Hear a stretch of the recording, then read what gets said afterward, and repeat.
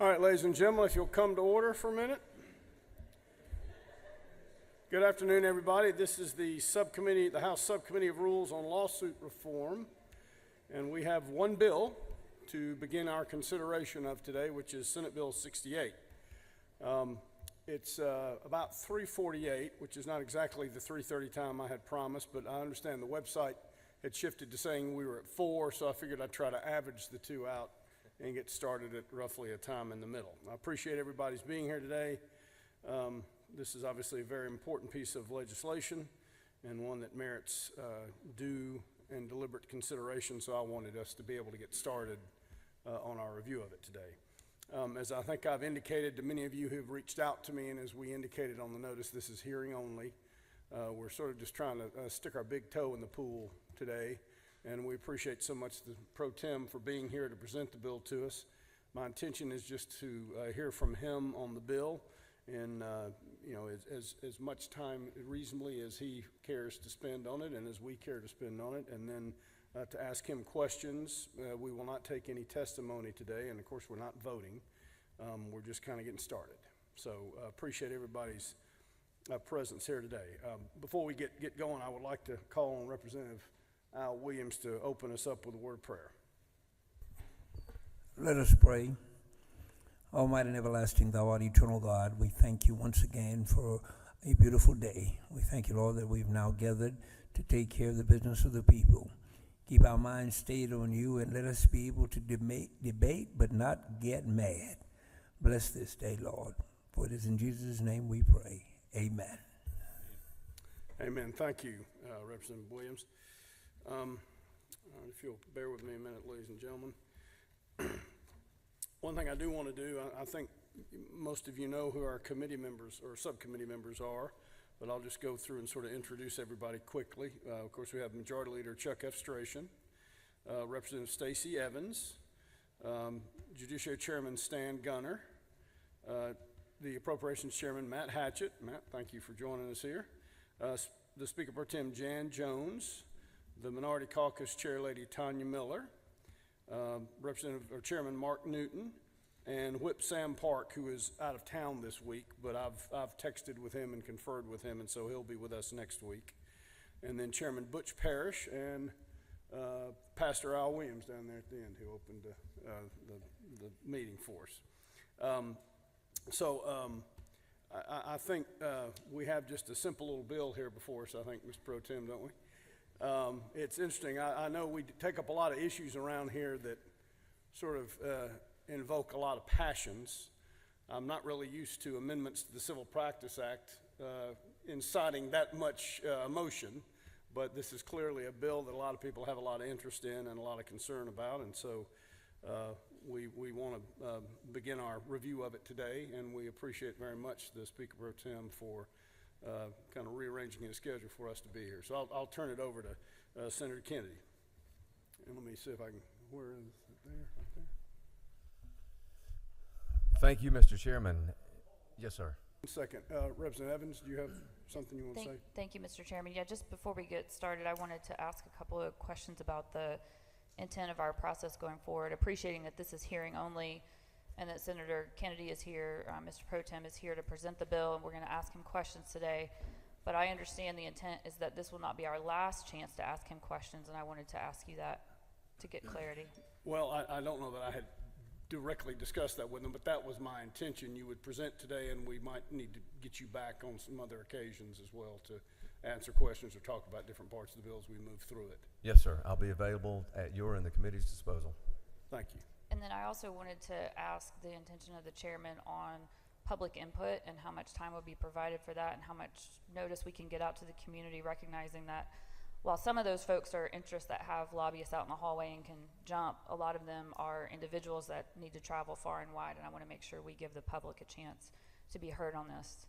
Well, it's my intention to do just that. It's my intention to have a number of hearings, and maybe I will tell you and everyone here, my intention is to try to get some notices out tomorrow that will schedule meetings for next week and that would focus on specific issues from the bill, not necessarily just one issue per meeting, but I understand a number of people have different witnesses to talk to different components of the bill, and some of them are traveling, And so I thought it might be helpful if we could just give you that notice so you can get the folks you want to get here on the particular day instead of having to come all the time.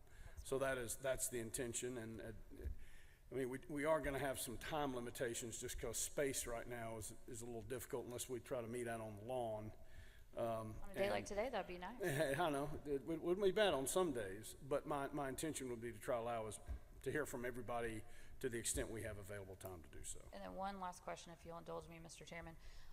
I wanted to just ask and clarify that members of the committee that there will be ample time left for the committee to both deliberate and propose and consider amendments regardless of how long these times for testimony take. Well, it would be my intention to allow a fair and reasonable amount of time to consider amendments and to just consider different issues that come up.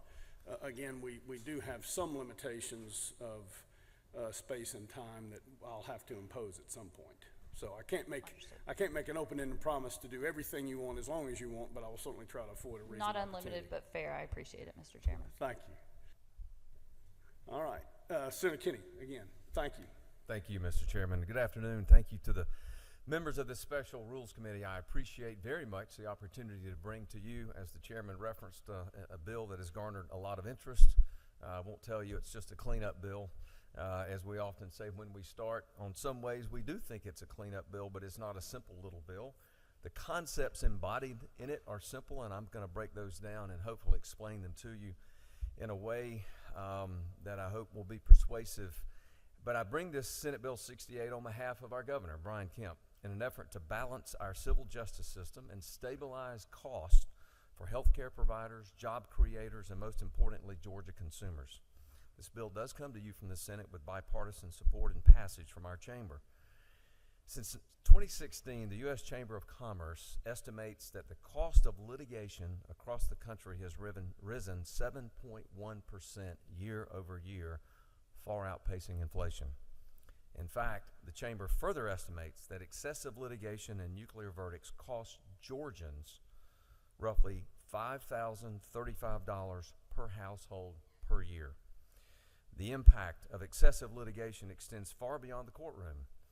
It reaches the small business owner who is faced with the difficult choice of laying off employees or shuttering his business altogether, all because the liability insurance premiums have doubled, or he or she has been told that being canceled, or because of the exit of insurance companies from this market render it such that he or she can't get adequate insurance. It also affects the pregnant mom who now has to drive 2 hours to see her OBGYN simply because her local hospital had no choice but to close its doors. This is the harsh reality when healthcare providers are forced to leave the state due to the threat of frivolous lawsuits. The truth is, it affects all of us, Republican, Democrat, young, old, male, female. A few weeks ago, Governor Kemp held a press conference introducing this bill and naming it his top priority for this legislative session. We witnessed, you witnessed, I think most of you were there, hundreds of people from all walks of life who came to the Capitol to tell us of the relief that they needed. Truckers, job creators, property owners, healthcare providers, big business, small business, folks that work for small businesses sent a clear message from the Capitol stairs. The status quo is simply not working for their business or Georgia families. Inflation has drained family bank accounts. Insurance premiums continue to rise. Folks at home continue to struggle to make ends meet, and businesses continue to be faced with a serious risk of closing their doors for good. For those who have doubts about this bill, my message to you is simple. Please don't buy into the message being put out there by some who are benefiting from the current civil justice system while the rest of our state is paying for it. Despite what you may have heard from the AJC's opinion page, this legislation is not about protecting corporate profits. It is not about caving to the demands of the insurance companies or denying Georgians the ability and right to be fairly compensated. Instead, it's about stabilizing costs and putting all Georgians, no matter their zip code, first. Well, if you don't believe me, let's look at a neighboring state. 2 years ago, the state of Florida passed similar legislation to what we are putting before you for consideration today. And what happened? Florida saw increased competition in the marketplace, lower consumer prices, and they are already seeing the positive impacts of the tort reform measures that they passed. This year, the state of Florida announced significant decreases in auto insurance rates. How about a few details? How about State Farm? They announced a 6% decrease in auto rates. Progressive announced an 8% decrease in auto rates. Geico announced a 10.5% decrease in auto rates. Florida has also recently announced the lowest average homeowners insurance premiums in the entire nation. I think everyone in this room knows that was not at all the picture that Florida faced and Floridians paid for just a few years ago before they had tort reform. Senate Bill 68 is about expanding protections for Georgians, stabilizing costs, bringing competition back to the market, and creating a good business environment. This legislation was not, however, as most good legislation, is not crafted overnight. Y'all remember Commissioner John King and the legislative leaders did their job by collecting data for 2 years and participating in roundtable discussions that our governor had around the state with businesses, healthcare systems, and everyday Georgians. Discussions around this bill did not, however, stop there. The governor said in his State of the State that there would be room for the legislative process to play out and the input from all sides on this important issue would be heard. And as I go through the provisions of the bill, you will see that is exactly what happened. The governor stood by his word. In fact, the bill is a result of dozens of hours of diligent work. And very briefly, the initial bill that was filed on the afternoon of the governor's press conference was even then further revised with input from the plaintiffs' bar, GTLA, and others, but mostly the plaintiffs' bar of this state, such that the substitute that was presented by me to the Senate Judiciary Subcommittee contained several revisions, all of which moved the various provisions of the bill in the direction of the concerns of the plaintiffs' bar. Now, this bill contains 8 reasonable solutions intended, as I said, to balance the civil justice system. I'm going to go through each of them, but if you don't mind, I'm going to give you just a brief primer. I know, and I can looking at the way this committee is populated, Mr. Chairman, we have several esteemed lawyers and members of the bar, but I think we have a few that maybe aren't. And if you'll bear with me, maybe no more than about a minute and a half or 2 minutes. Is that a few members of the bar that aren't esteemed, or that are No, lawyers? sir. All are esteemed, and some to be esteemed. How about that? I don't know if I agree with you, but you're very kind. All right, thank you. I want to go through each section and with a model that identifies the problem as it exists today under our current Civil Practice Act rules. I want to describe the proposed solution that's found in the bill and highlight those changes. But just a little bit of an overview. In any and every civil lawsuit that's filed, for the plaintiff to recover, he or she must prove 2 things. 1, that there is liability of the defendant to the plaintiff. And second, if there is liability, what is the amount of the damages incurred by the plaintiff that the defendant must pay? 2-step process. In virtually any kind of cause of action, in any court, if it's a civil action, the plaintiff must prove liability and then the amount of his or her damages. And there are 2 types of damages under that damages, the second part of the damages leg. There are general damages and there are special damages. Special damages are also known as economic damages. You may have heard that phraseology. And those are named that because they are calculable to a particular amount. The reimbursement necessary for a medical bill is of a particular amount. That is a special damage. It is specially calculated. General damages are non-economic in nature, and when you hear that, think in the context of what we're discussing as pain and suffering. That's something that the jury awards that's not derived from a particular number. Please understand that what we're talking about here is going to focus on special damages, especially when we get to Section 7 of the bill, and that's why I give that little bit of a primer. Section 1, this addresses something called anchoring. So what is the problem? Well, the problem is that when a plaintiff brings a lawsuit, some of the damages are already quantifiable, bills, lost income, things of that nature. But Georgia law also allows a plaintiff to recover, as it should, damages for pain and suffering, emotional distress, and other non-economic damages. It has been a staple of our law that the non-economic damages should be left to the enlightened conscience of an impartial juror. I think that phraseology has been in our jurisprudence for a couple of centuries. Recently, however, though, attorneys on both sides, plaintiffs and defendants, have aggressively attempted to anchor in the mind of jurors irrelevant and arbitrary amounts of damages or non-damages, or what the damages ought not to be, if you will, and that has contributed functionally to some excessively high verdicts. So what is the solution being proposed in Section 1? This simply allows counsel to argue the worth of the monetary value of the non-economic damages during closing arguments. Why then? Because at closing argument, all the evidence is in that the judge has said is appropriate, and the jury knows and has heard that evidence. Naturally, logically, fairly, the arguments that lawyers should make about the value of the case or what should be awarded to the plaintiff should be derived from the evidence that the jury has heard and not extraneous sort of concepts. And that's simply what Section 1 does.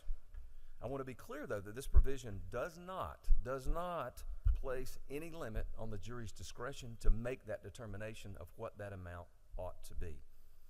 Rather, SB 68 protects the jury's impartial decision-making from irrelevant, untimely, and improper arguments from either counsel, so that the jury can do that which they are supposed to do, which is render a verdict as an impartial jury. That is Section 1. Section 2, which begins lines 52. This addresses, there are really three different specific areas of the Civil Practice Act that are addressed in Section 2. Number 1, motions to dismiss. Number 2, motions for a more definite statement. And number 3, the temporary stay of discovery. Number 1, the motion to dismiss. So what's the problem? Well, let's say, for example, give you just an example. Let's say somebody sues me, and they sue me as John F. Kennedy, the 35th President of the United States of America. Well, that's my name, but clearly that ain't me. They got the wrong man. I was not the 35th President of the United States. And so I want to file a motion to dismiss and say, court, I'm not the right guy. The plaintiff has the wrong party. Under our current law, although defendants, I can file a motion to dismiss in response to a baseless lawsuit, I still must pay my lawyer to file an answer and engage in the litigation aspect of this, in addition to the motion to dismiss. And in order to comply, the defendant will also have to respond, I would have to respond to discovery requests that even before really the court gets to the guts of the case, so to speak. So what is the solution?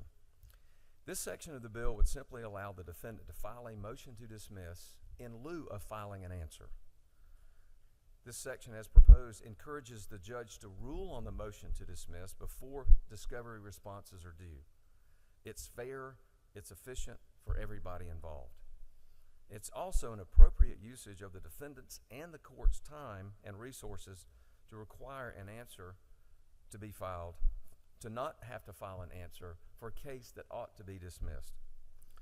Further, this provision should deter frivolous lawsuits, and that's really the heart of the objective here, to deter frivolous lawsuits that often rack up unnecessary legal fees prior to the judge's decision on the motion to dismiss.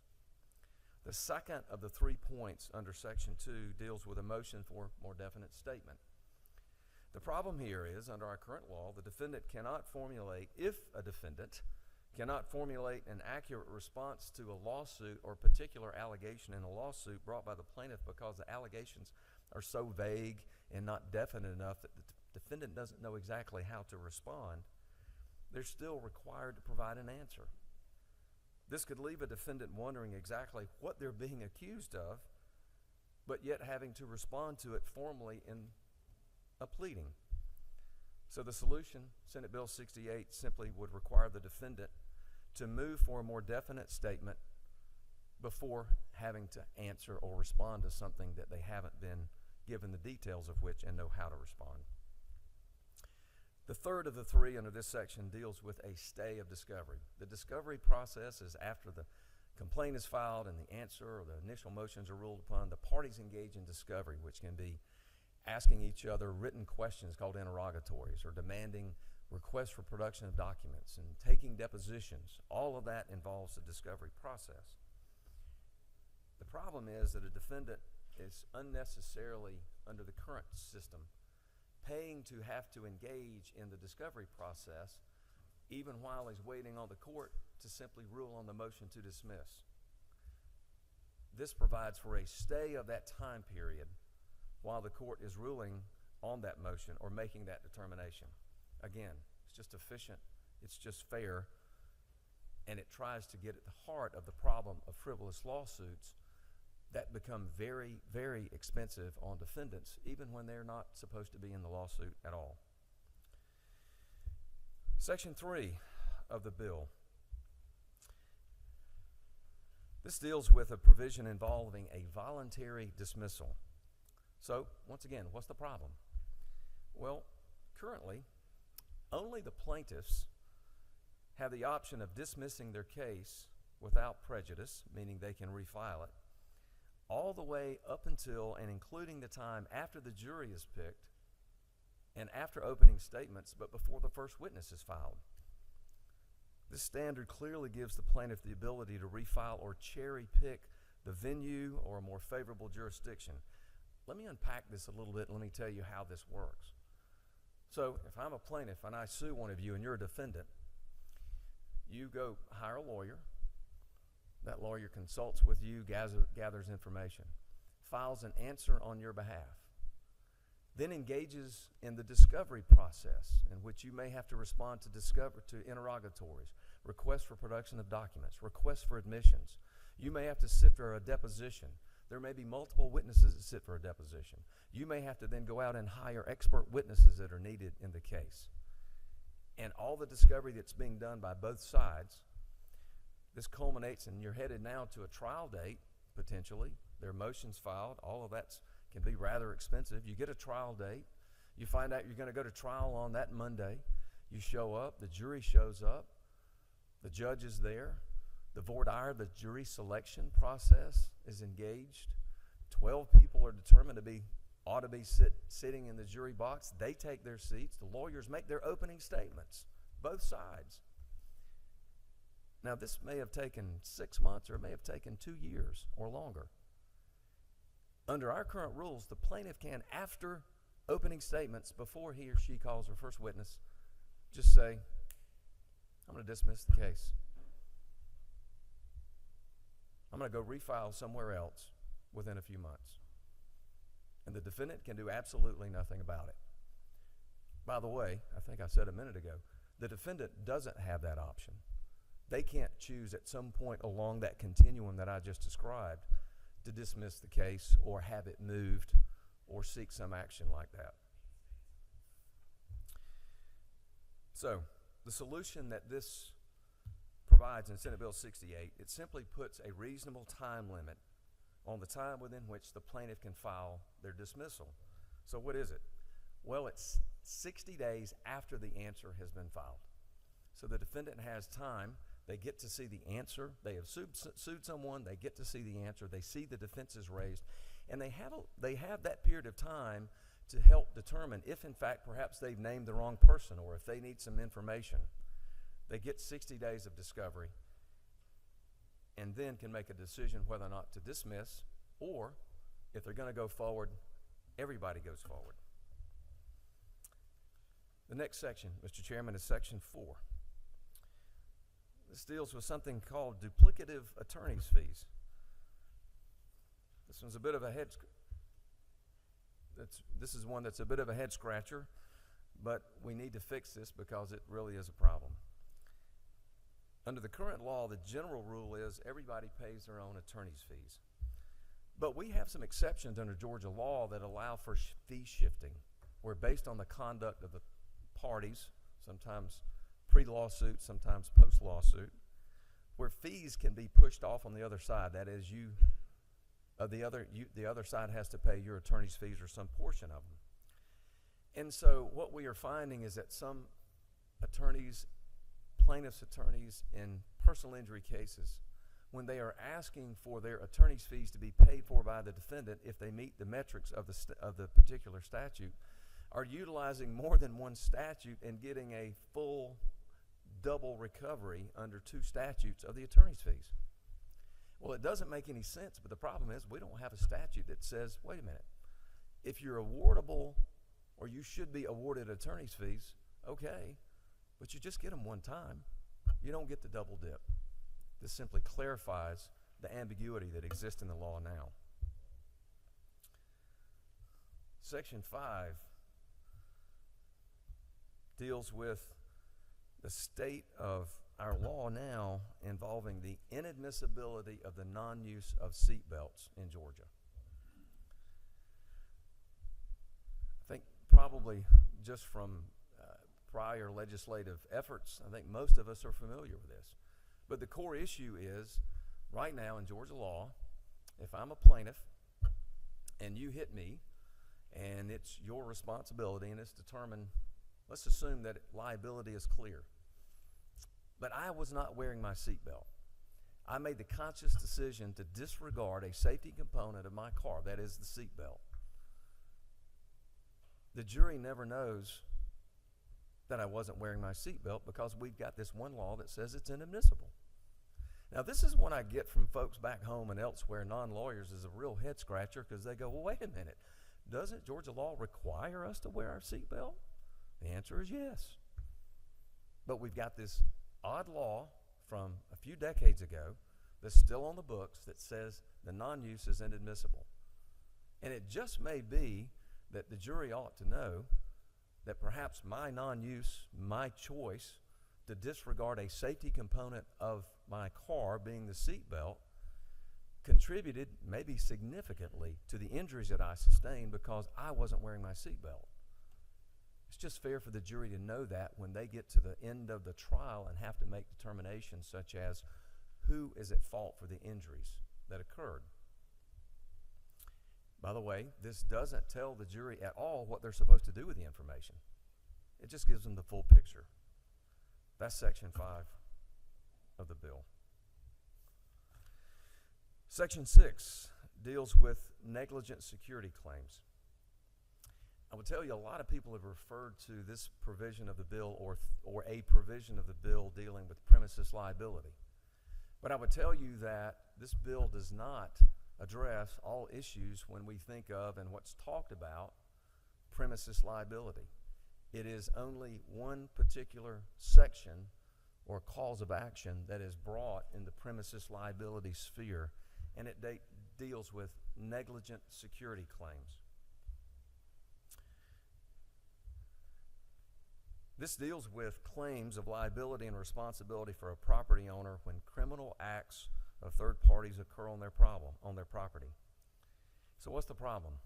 I think we know what the problem is, so I'll be brief. Businesses of all size, but particularly small businesses, are being held liable for the criminal acts of third parties simply because the act occurred on their property. Businesses, of course, have a duty to take care of their customers and keep them safe. Under our current law, businesses, though, are saddled with an enormous responsibility and, in turn, liable for acts, quite frankly, outside of their control. Let me give you one quick example of something that occurred a very short distance from where we all sit in the Capitol. Let's consider a Georgia company that's just a stone's throw from here that recently closed Racetrack, which was Racetrack on Piedmont, literally a 5-minute walk from here.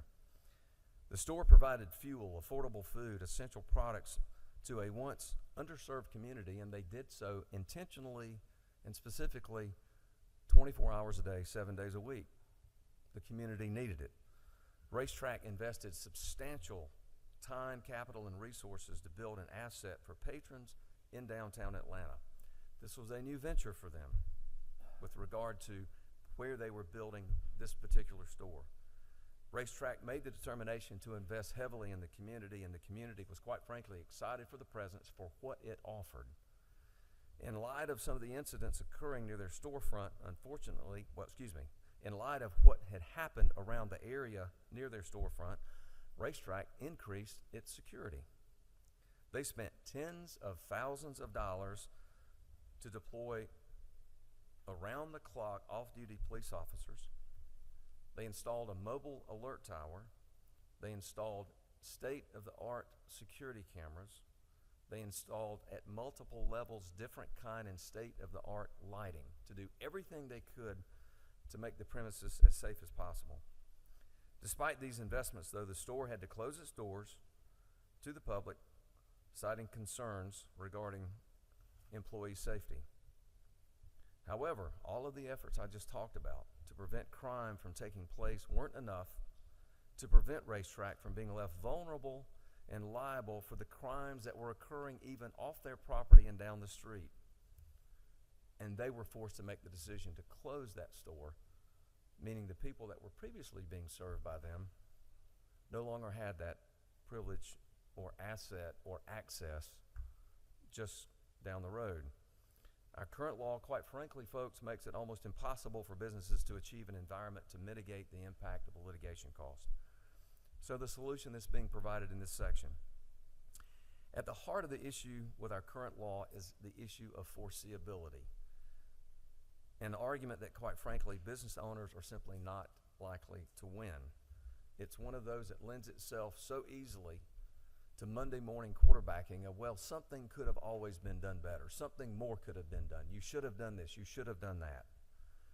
So the solution is this clarifies the amount of risk associated with any unforeseen acts of the third party by establishing reasonable standards that both the plaintiffs and the owners of the property can rely on, providing clear guidelines on how to ensure the safety of patrons.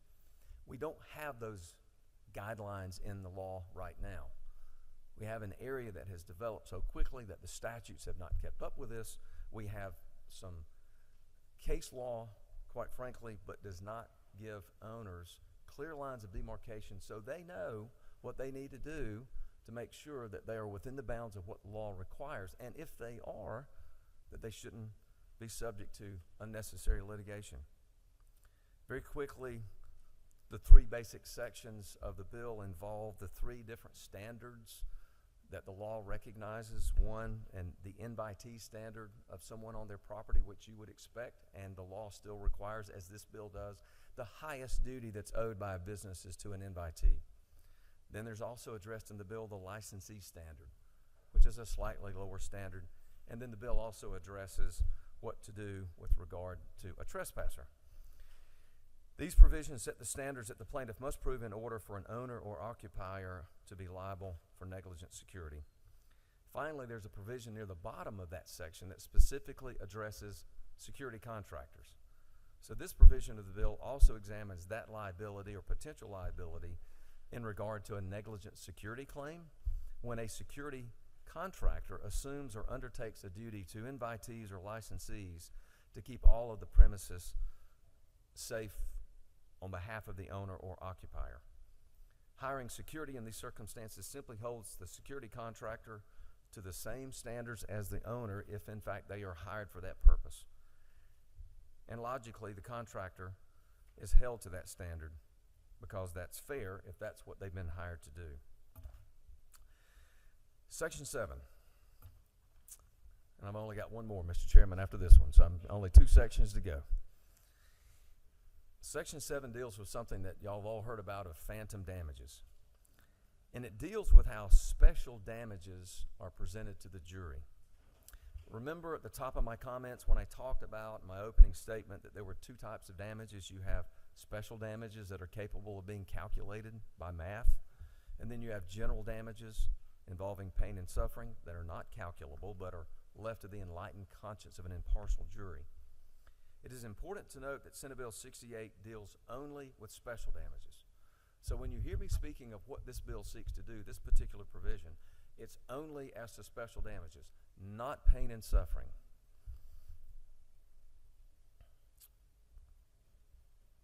what we're currently seeing with jury awards across the state is a problem opportunity. It's an opportunity problem that stems from the way medical care providers bill and get paid. The process of medical billing, as y'all probably know, I wasn't really that familiar with it until digging into this, is really governed by a lot of federal law. But in these cases, there is a rack rate and there is the retail price for the medical services that are being provided by the healthcare provider. And then there's a contract rate, which is the amount of the negotiated price that the medical insurance carrier pays to that medical care provider. Mr. Chairman, I've got a little exhibit I'd like to turn around, but if I may, we've got copies in case everyone can't see for the members of the committee, if that's all right with you. What they're handing out is a copy of this same thing here.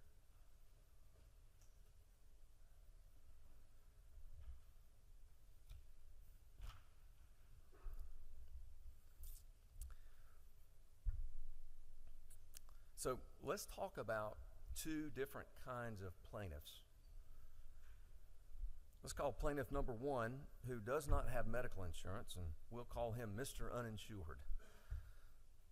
He's involved in a wreck.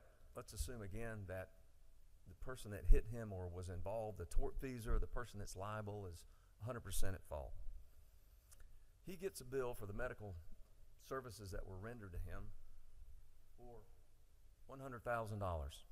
That's the rack rate for the hospital. To make the example simple, assume it's one hospital bill that provided all the services to Mr. Uninsured. And he has to pay $100,000 to satisfy that bill. His claim to the jury should be and is for $100,000. So that at the end of the trial, with a $100,000 award, he is fully reimbursed and fully compensated for his loss. Now again, not pain and suffering, we're just talking about the special damages for which he should be reimbursed. Remember, he should be paid every dollar that he is out to be fully reimbursed, but not a dollar more. Well, let's talk about plaintiff number two that does have insurance, which we know is virtually with basically between the type of insurance that's available, from Obamacare to other types of insurance to employer-generated insurance. Most everybody's insured by far. So let's call plaintiff number two Mrs. Insured. She gets that same bill. Let's just say she was involved in the same wreck, had the same services provided, $100,000. She gets the same bill, but is only out $25,000 because the contracted amount in the example that you've got in front of you is $20,000 is what's due to the hospital. And let's assume she had $5,000 in co-pays and other out-of-pocket expenses. So the total amount due to her to fully reimburse her is $25,000.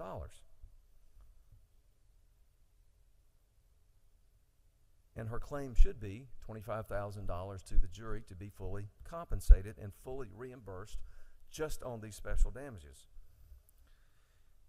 But Mrs. Insured gets to claim $75,000 as part of the bill that she never incurred and will never have to pay. That's the green section that you see. Because the jury sees the $100,000 invoice, not a $25,000 invoice, and award her $100,000. So you may be wondering, well, who pays for that windfall, that extra $75,000 that she doesn't need to be reimbursed for? We all do. We all do. And that's part of the problem. It's not just us in this room, it's hardworking Georgians across the state.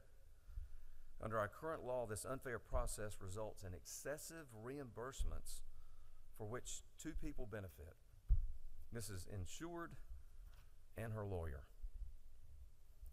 Let's take this same concept out of the courtroom for just a moment. Let's assume you're involved in just a fender bender where someone rear-ended you. You're not hurt. You got a dented bumper. You want to get the bumper replaced. And you go to the auto repair place and they say it's $2,500. But what if you behaved as if you operated within this model?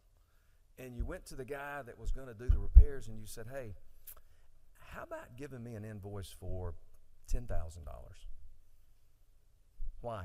Don't ask any questions. Just give me a $10,000 invoice, although I know at the end of the day I'm only going to have to pay you $2,500 to put on a new bumper.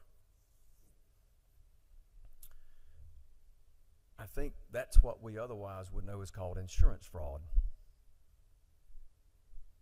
But it's the same model, it's the same process, it's the same inflated invoice that's not truly related to the damage that we see here.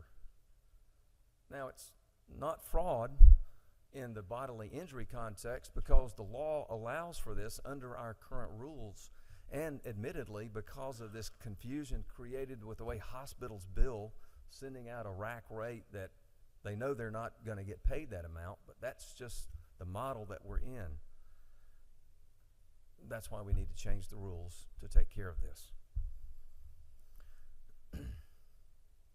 That's what this provision of the section 7 of the bill provides. And you will see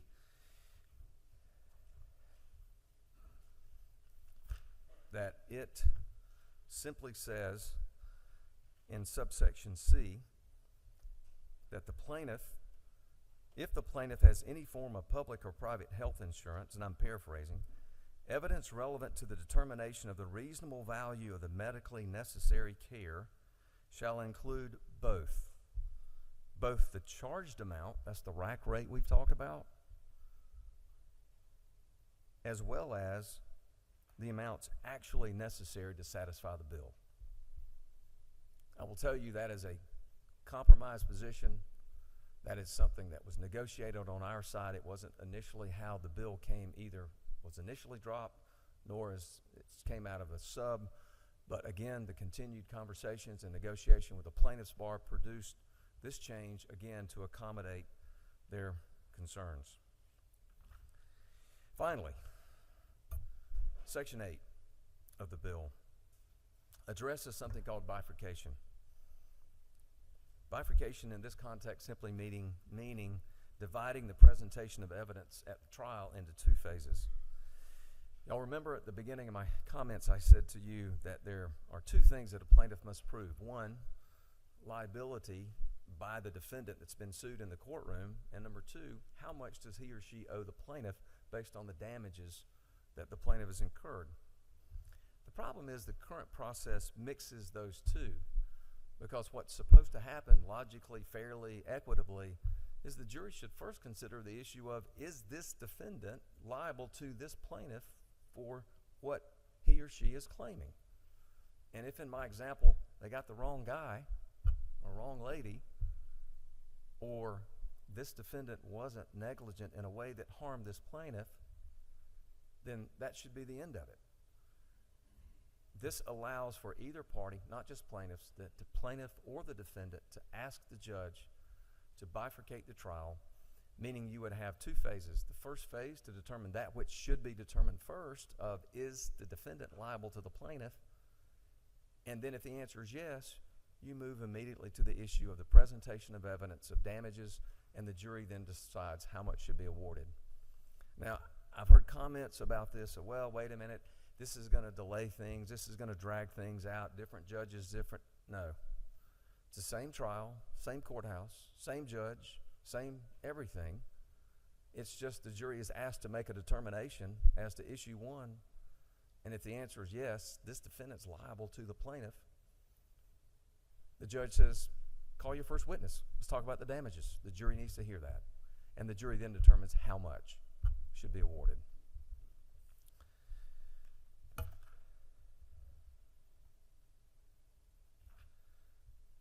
Mr. Chairman, those are the 8 sections of the bill. I will tell you, a final comment if I may.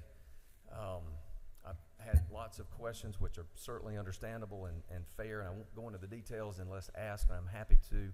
But as I said, as the bills initially dropped and proposed by the governor's office, because he said in his State of the State that he was going to be open to negotiation, he did, and his office continued to do that.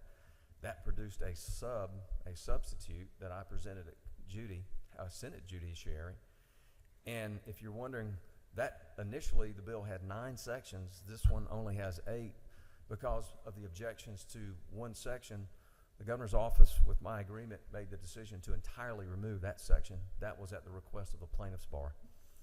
And then there was an floor amendment offered at the time that it was presented last week, and that is what has come to you. So I appreciate your patience. I know that's tedious, Mr. Chairman. Thank you for giving me the time to get into that. I'm happy to answer any questions. Well, thank you, Senator Kennedy. I thought that was very good, a good run through. I'm sure we're going to have a few questions. I'm going to utilize my privileges or prerogative as chairman to ask one or two of you, if I may.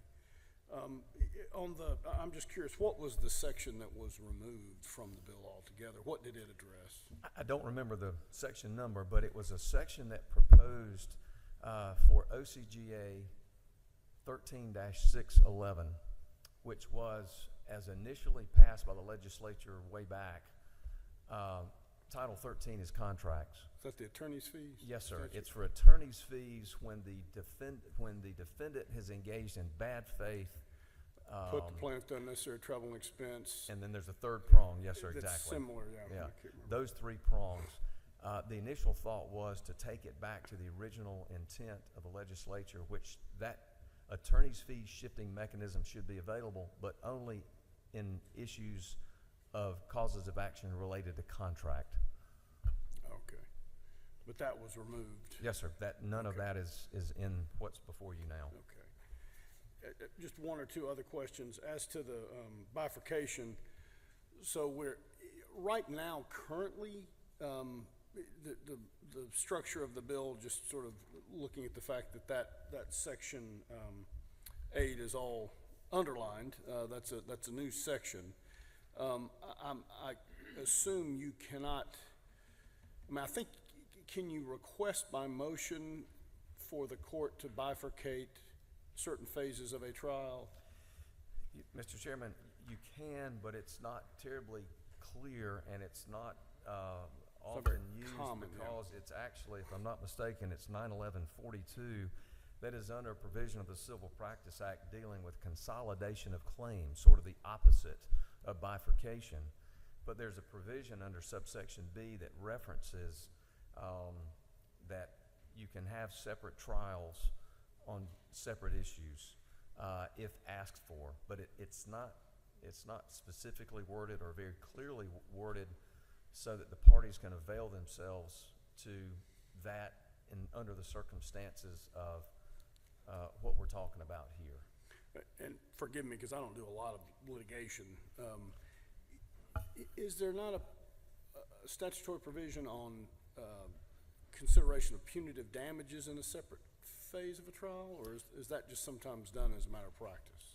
No, you're exactly right. And in fact, if you've got punitive damages, that would either be a bifurcated proceeding or a trifurcated proceeding, where the first would determine liability, the second would determine damages, and the second phase would determine should punitive damages be awarded. If the jury says yes, they go to a third phase, and that would be the phase where the court and the jury would hear evidence of the wealth of the defendant, so they know how much to punish. And so that is, as you know, traditionally kept from the jury because it's how much the wealth of either party is irrelevant unless you get to a punitive damages phase, which is typically in the third of a trifurcated proceeding.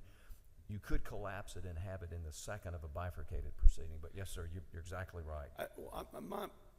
My understanding had been that if there was an issue of punitives, because it involved something that could itself distract the jury, that oftentimes liability and compensatory damages were tried in one phase and punitives in the second phase, or am I mistaken? Mr. Chairman, I've actually tried it both. I've tried it both ways. We're in a bifurcated proceeding or trifurcated. Yes, sir. And I think it depends on what the parties request. It depends on the complications and nature and also, quite frankly, how the particular judge, believes that the evidence ought to progress in a way that's best and most fair to everybody as presented to the jury. And sometimes that needs to be trifurcated, and sometimes it can just be bifurcated. And so I guess it can happen right now, but I'm assuming it's sort of discretion of the court. Total discretion of the court. The parties don't have a And right your to it. section 9 would make that more of a, if not mandatory, would at least make it more of a prevailing norm if someone requested it in a Yep. timely manner. Yes, sir. Okay. On section 5, which had to do with seatbelts, some of the language there, I just was wondering, is that intended to, if I can find it, excuse me a second.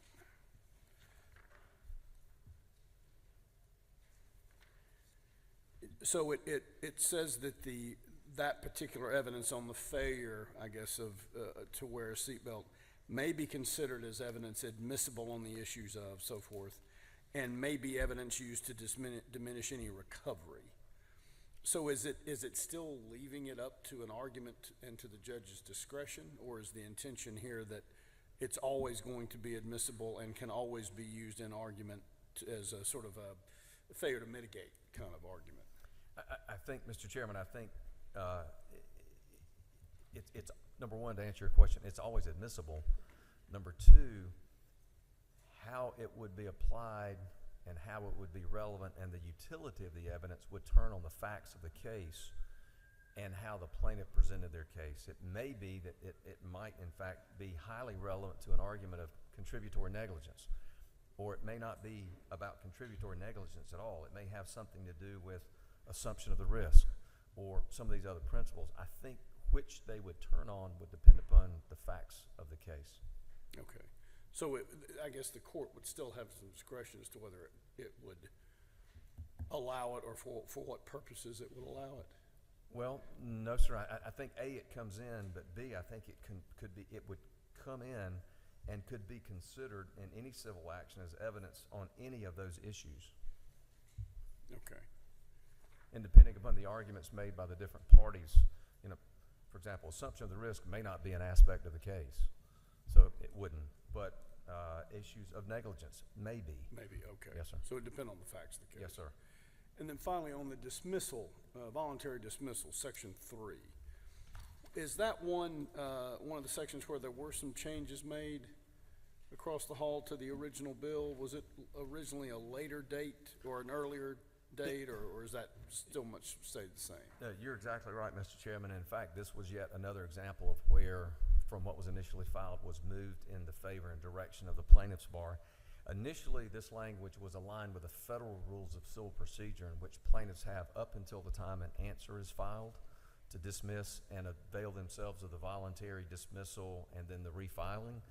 But quite frankly, I think the plaintiff's bar made some good arguments that, wait a minute, there are times when there's some preliminary information that would be needed, such as proper parties, jurisdictional issues, and things like that.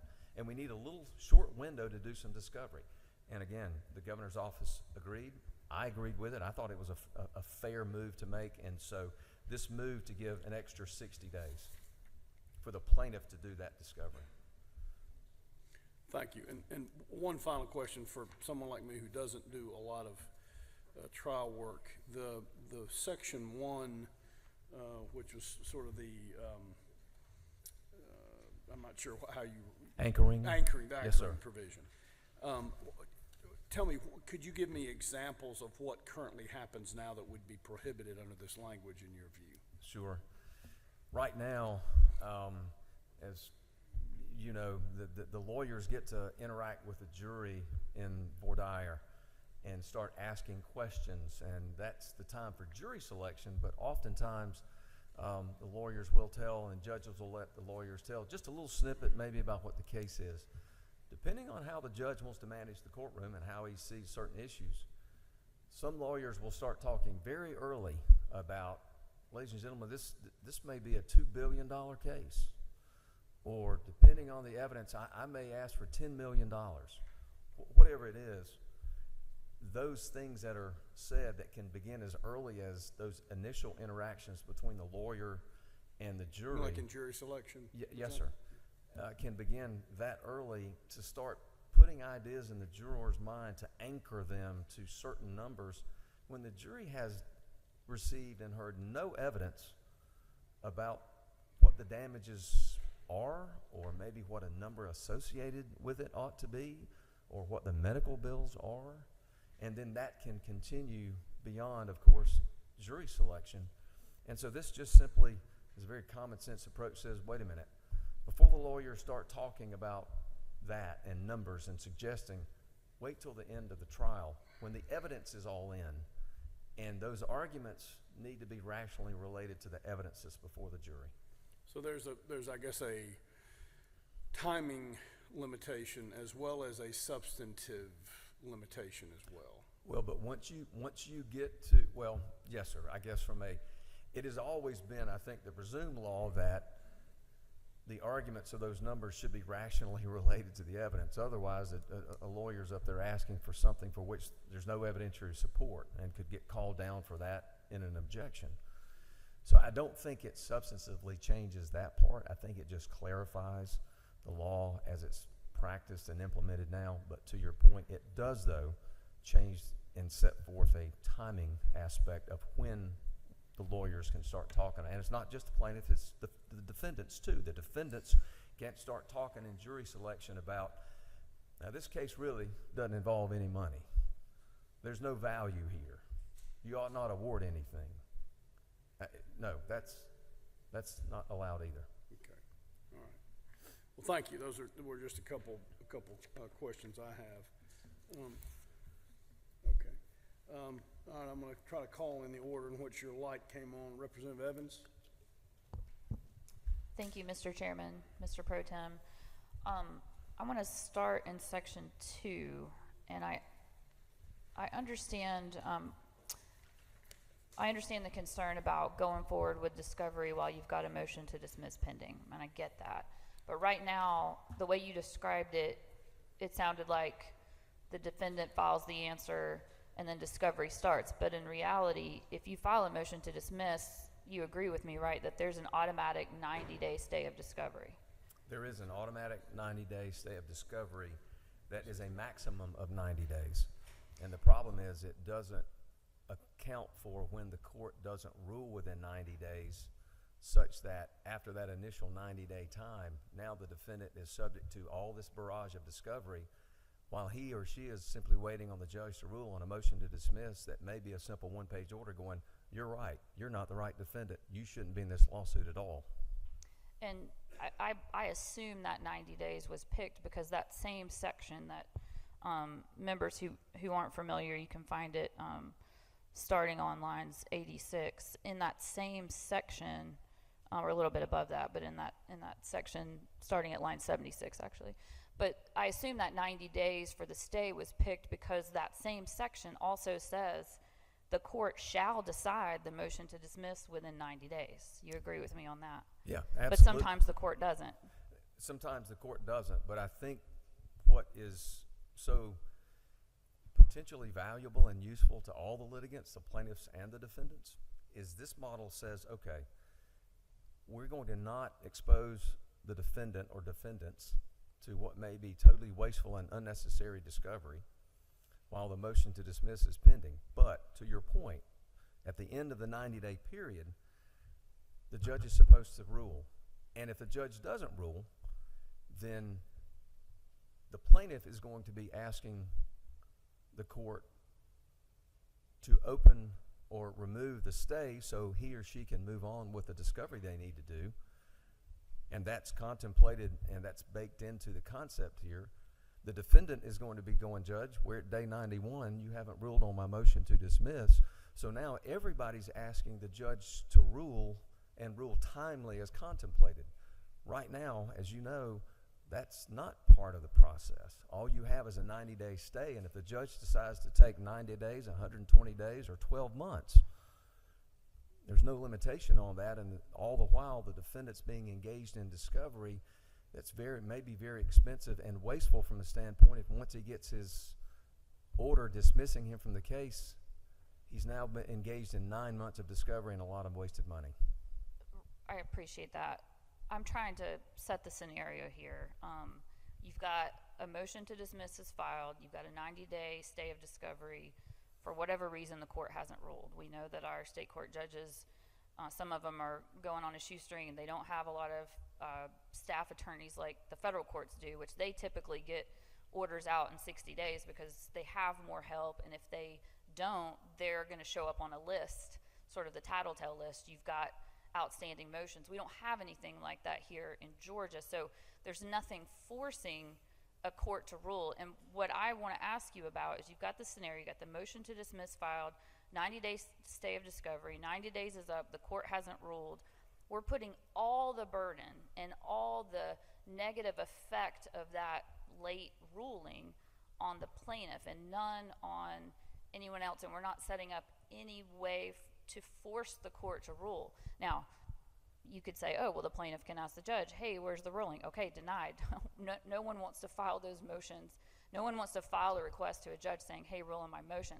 So my question is, did you consider a 6-month stay of discovery, similar to what would probably be what we have in federal court? Or even better, was there any consideration of a way to put some pressure on the courts to rule? But because right now, I get the concern about a defendant engaging in discovery before you know what a motion to dismiss, how it's going to come out. But we're asking the plaintiff, the potentially injured party, the allegedly injured party, to bear all of that, to bear the load of a back-up court that's not following the statute with no remedy other than to ask, hey, judge, can you open up discovery? But, let's just be practical. If the judge isn't ruling on the motion to dismiss, how likely is it that the judge is going to rule on a motion to open discovery? Two things. One, as you acknowledged in the bill, it requires the judge to rule on the motion to dismiss within 90 days. But no teeth. Second, what are we doing to put teeth in that? That's my question. If you'll look at subsection J3, you'll see that it says, if the court has not ruled on the motion to dismiss within 90 days, the court may, upon the motion of a party and for good cause shown, terminate or modify the stay. So that's the safety valve for the plaintiffs. But then the court doesn't have to rule on that motion either.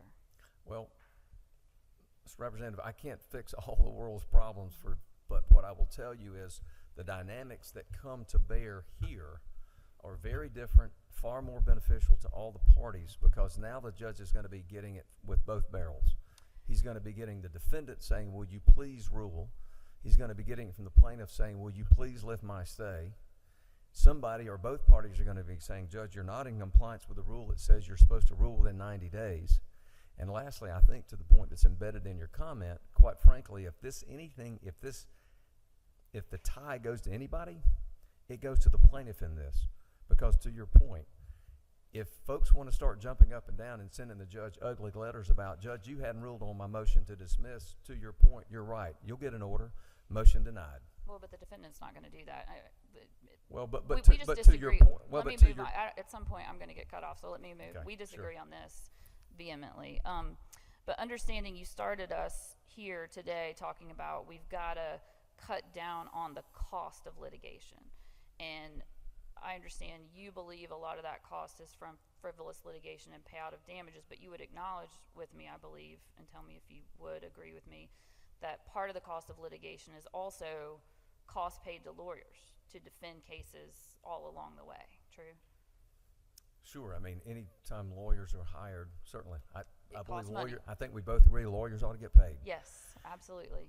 And so that's part of it. But is that a driver of what we're seeing, the problems right now? No, because Mr. Chairman, if I might, and I don't mean to be rude, Mr. Pro Tem, but I want to ask a couple of sort of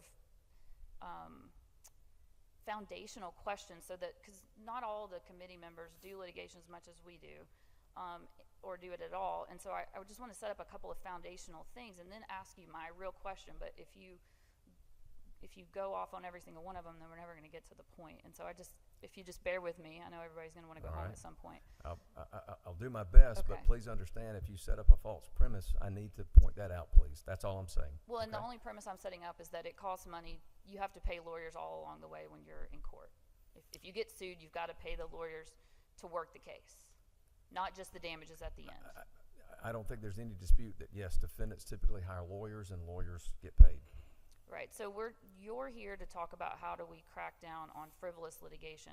My question is, what do we do to crack down on frivolous defenses that get raised throughout the course of litigation? I think we would both agree no side is perfect when it comes to the arguments that they make in court. You're right, no sides are perfect. Two answers. One, I've not had anyone suggest to me that frivolous behavior on behalf of defendants or defense counsel is driving up the cost that we're seeing that all of Georgians are paying.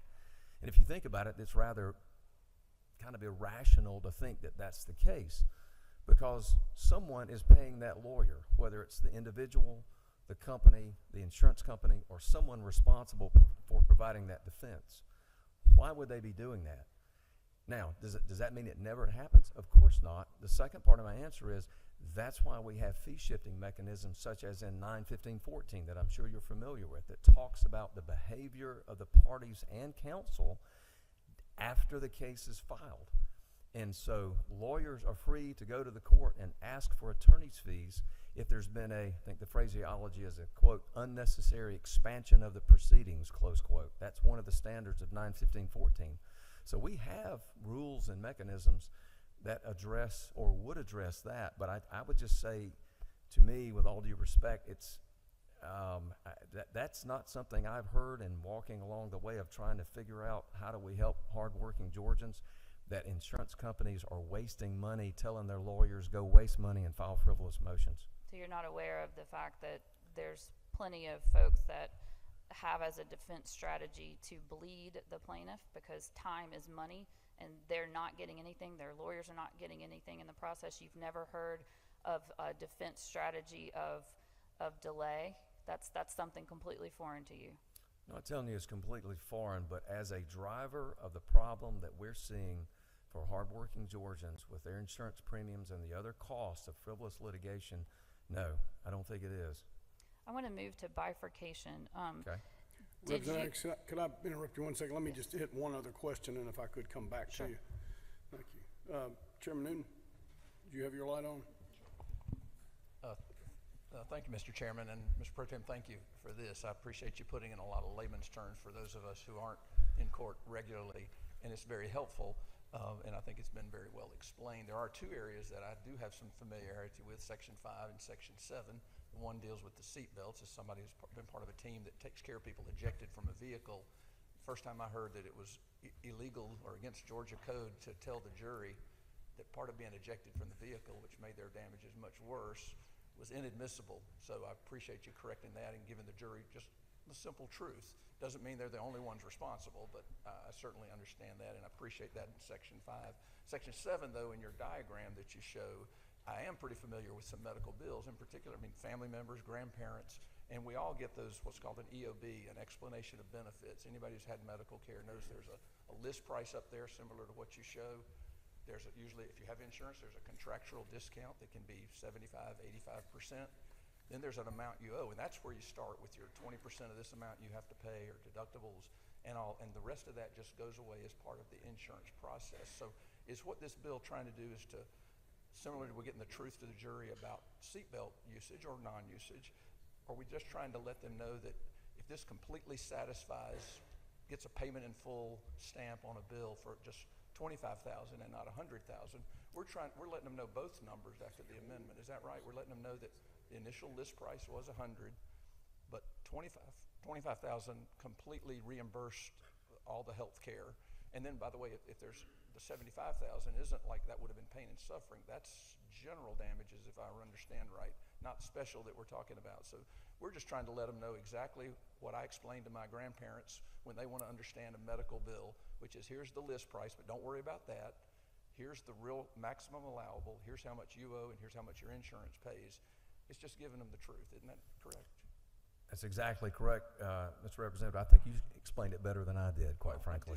I occasionally do medical bills, so I appreciate those two sections in particular, and I'm glad to get educated on all the other sections. But thank you. Yes, sir. Thank you. All right, Senator Kenny, I know I've kept you up that long time. Did you need to take a break? I think we do have some other questions for you. Are you good? I'm fine, Mr. Chairman. Either way you want to go, but I'm fine without one. You're very impressive to me, sir, being able to stand up there that long. All right,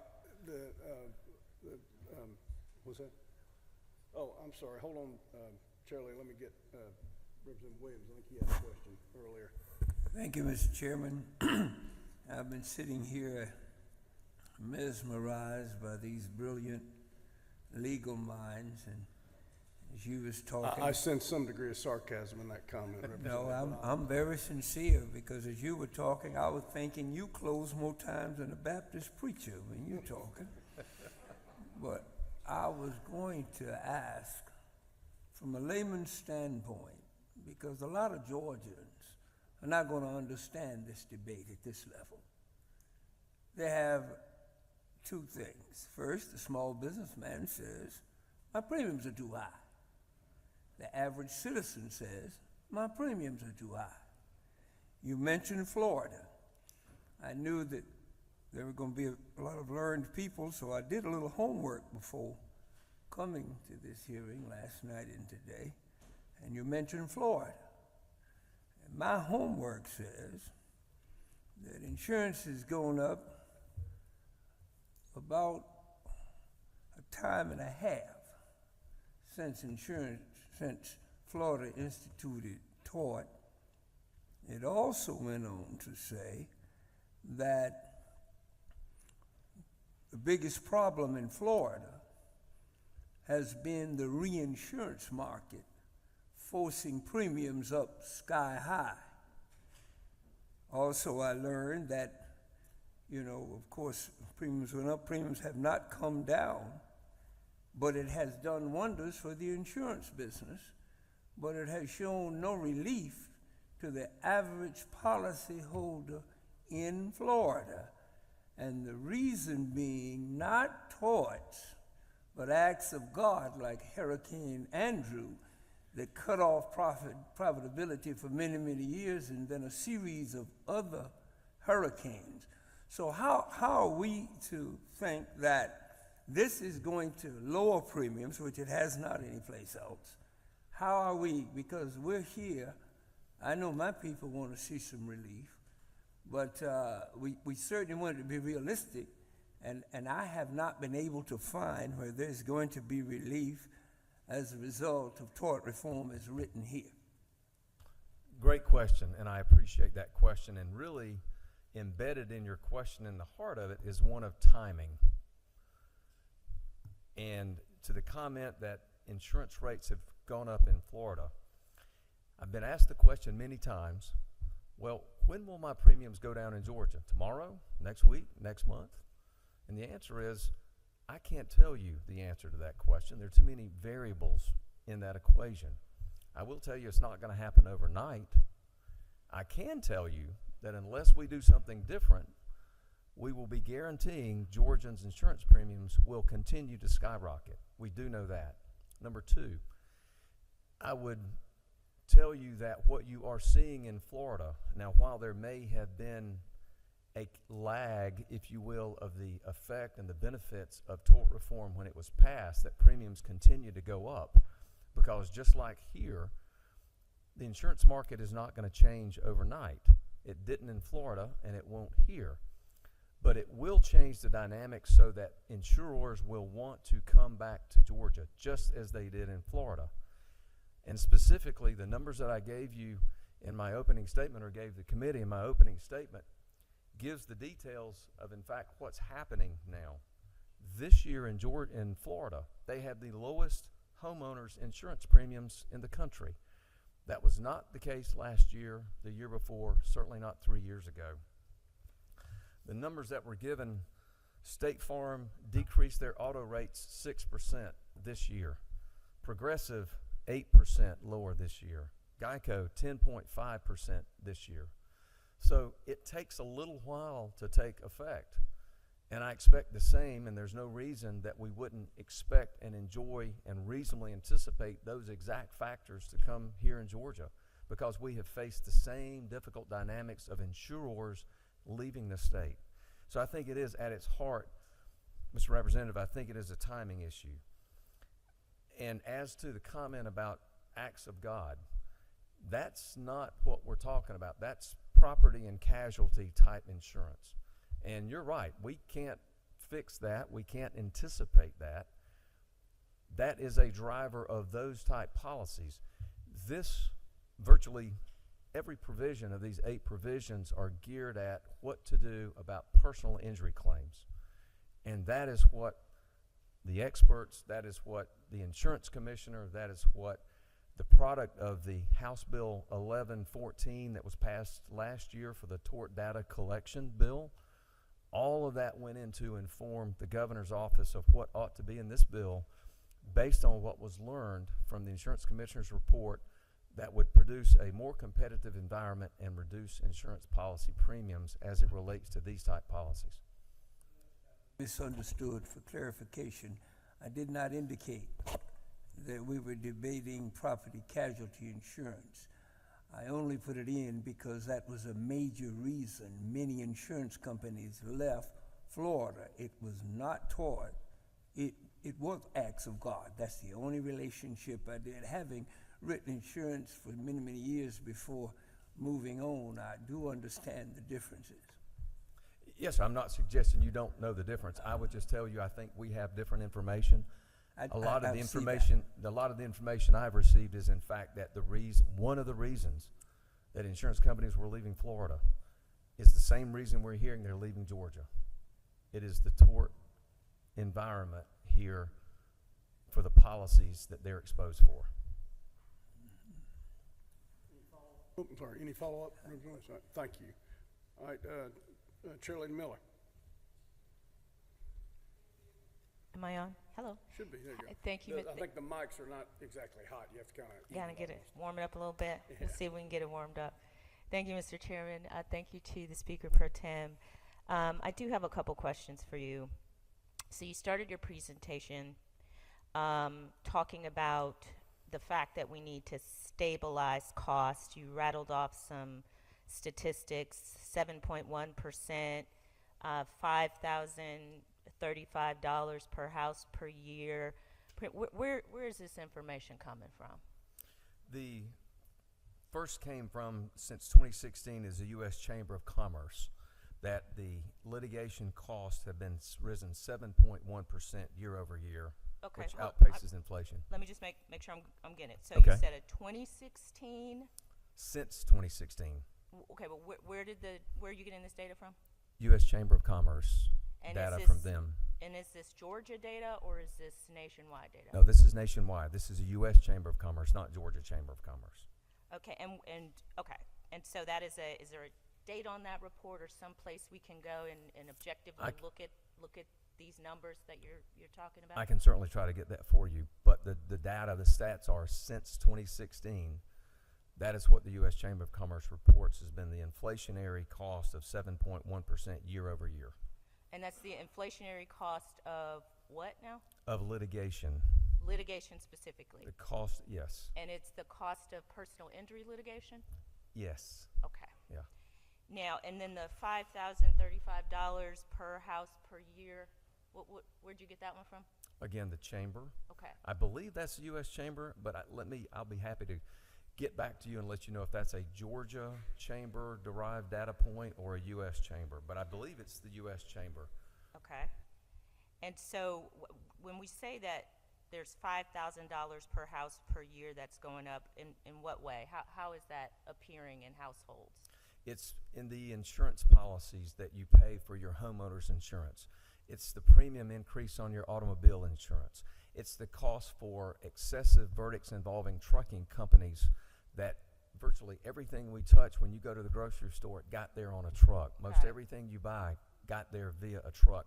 It is the additional cost that trucking companies are paying. It is, and I don't want to drone on and on, but those type things. Okay, so it's basically the cost of insurance, the increased cost of insurance for people, yes? It is that in part. It is in part the insurance, but it is the cost that businesses have to pay either through verdicts that they have to pay, increased insurance premiums, or additional costs because of the litigation environment. Okay.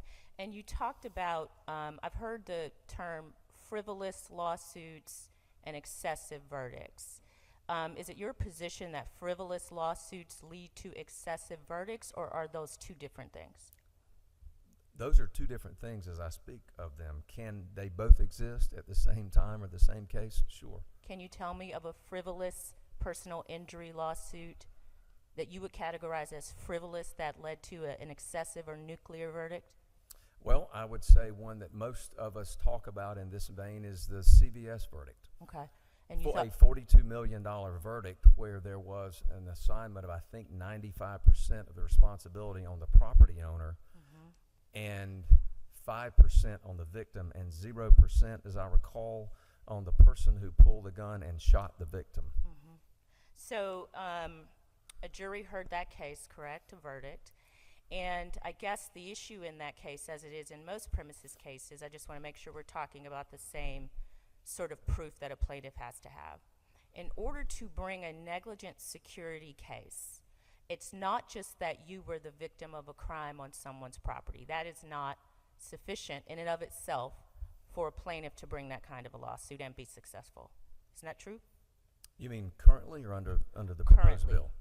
Yes, not just being. No, there have to be allegations of negligence of some sort, yes. And it's usually, there's a concept of foreseeability, right? That the property owner was in a superior position to understand the threat because of prior instances of crime on the property. That is one of the aspects, yes. And also, it has to sort of be a random attack. It can't be a targeted attack, right? Well, again, we hope that's how it's interpreted. No, that's The the law. well, If you, but the- you well- cannot, a targeted attack, if you're a person who is targeted, if I target my ex-husband as he's coming out of CVS because I'm angry about a custody dispute, I can't sue, they're not suing CVS because there's nothing CVS could have done to stop this targeted attack.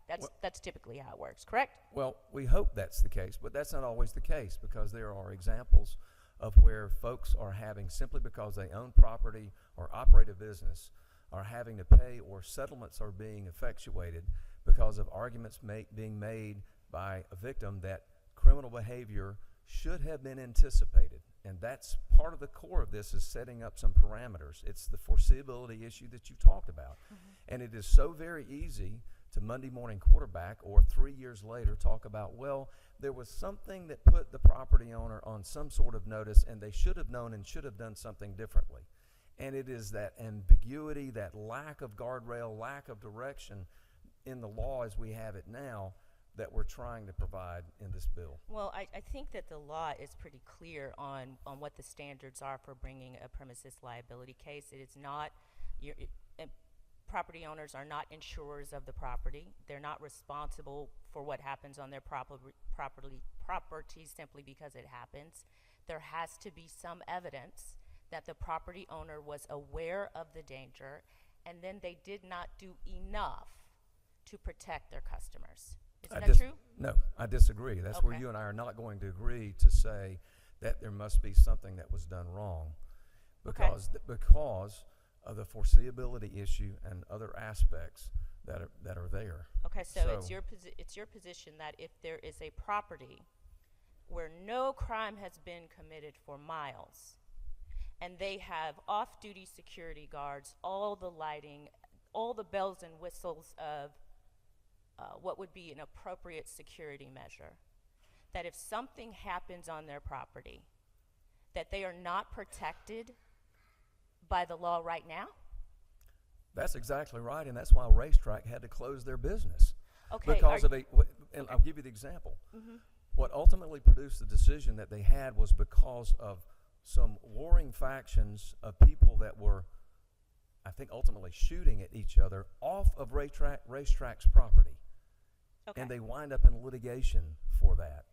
And so the problem is, your premise of your question is the law is clear on when there's liability and there's not.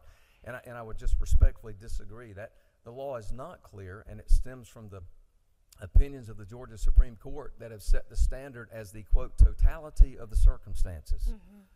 Okay. That now does you- not set guardrails. Yes, sir. Now, you mentioned racetrack and you mentioned CVS, and I do just want to make sure we're talking about the same cases.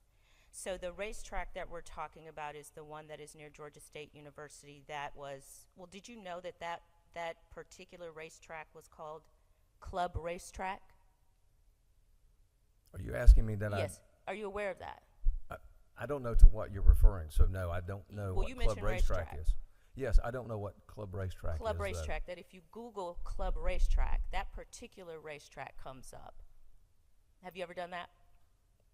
Have I Googled Club Racetrack? No, because this is the first time I've ever heard the phraseology or name Club Racetrack. Were you aware that it was a centralized hub on the property for multiple guns, shootings, gangs, streetcar racing, and that in fact before the shooting that was the last one before they closed, there had been another shooting an hour before? And are you aware of all the things that Racetrack did that was conceivable to try to bring security to that property? They did everything they could, and yet they still remain liable and exposed for a lawsuit. The end result of which is they have to close their business, and the people that used to get service by them no longer have that service. Okay, but I asked you the question, so I'm asking you if you were aware of those facts. I have heard some of the facts that to which you refer. As I understand the import of the comment or what's embedded in the question is, yes, by its very nature, criminal behavior is mobile and it is transient. And business owners can't stop that. But the nature and status of the law in Georgia right now is they're responsible for it. They're responsible for it if it's foreseeable and they failed to do enough to prevent it. That's the law. Is that not the law right now? That's the law, but there aren't guardrails and explanations and standards set forth on what is foreseeable and what is that standard. And the lack of those standards mean that it could mean one thing to this jury, something entirely different to that jury, mean one thing to this business owner, something entirely different to a different business owner. And so without the clarity and standards in the law, no one knows when they have done enough. And the jurors aren't given the law if they're given this totality of the circumstances, Okay. which is not fair. Okay. So I want to ask you about CVS before my time is up because you brought it up. So CVS is a case that I've heard a lot about. And there was significant crime on the property at CVS as testified to by CVS employees at the trial, where they had been begging CVS to bring back the security guard. Is that true or not true? I'm aware of 3 instances, I believe, over a 2.5-year period prior to this instance where there was something that had happened. The problem is, as I understand, and I may be confusing the cases and the facts, Madam Representative, but if I remember correctly, the incident that occurred on the CVS property was after hours. Non-customers that had gone to the CVS property to do a deal to sell an iPad to each other because they had met on Facebook or some sort of medium. And so there was nothing that CVS did that contributed to or caused the criminal behavior of someone coming on the property to do a deal that didn't involve CVS. But Okay. because of the lack of the clarity, we wind up with the vast majority of responsibility being assigned to simply the property owner. Okay, I just want to make sure that we are speaking about facts. And so I'm just going to, you're saying facts, I'm going to ask you if these facts are your understanding or not. CVS had security guards at the store for a number of years, but in late 2010, they suddenly discontinued security. In 2011, an armed robber, held a gun to a CVS cashier and told her that if she didn't give him the money, she was going to get killed. After being robbed, the employee asked CVS to bring security guards back, but CVS refused. In 2012, a robber beat a female customer in the head in the parking lot and stole her purse. The customer reported the robbery to CVS. CVS did not bring back security. Again, in 2012, a month before the plaintiff in the Carmichael case was shot, a robber put a gun to the head of the store manager and forced her to open the registers. After that incident, a month before the Carmichael case, the manager asked CVS to bring security guards back. CVS refused. And so there is an actual testimony of this trial.